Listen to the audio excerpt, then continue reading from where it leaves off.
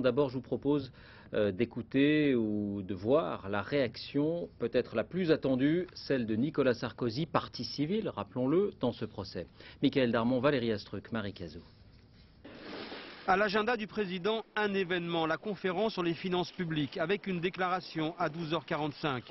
Quelques minutes avant la prise de parole de Nicolas Sarkozy, la nouvelle arrive en provenance du tribunal.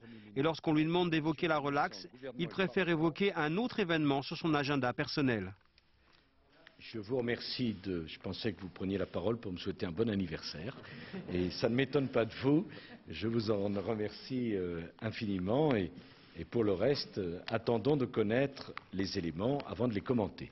Merci de votre présence. Nicolas Sarkozy commente en fait 1 heure plus tard par communiqué. Il se réjouit que la justice reconnaisse la manipulation et annonce qu'il ne sera pas présent dans un éventuel procès d'appel. L'affaire est close, dit-on à l'Élysée. Une affaire où les deux hommes se sont déchirés depuis le début jusqu'à la fin du procès. Le ton était donné. Je suis ici par la volonté d'un homme. Je suis ici par l'acharnement d'un homme, Nicolas Sarkozy. Nicolas Sarkozy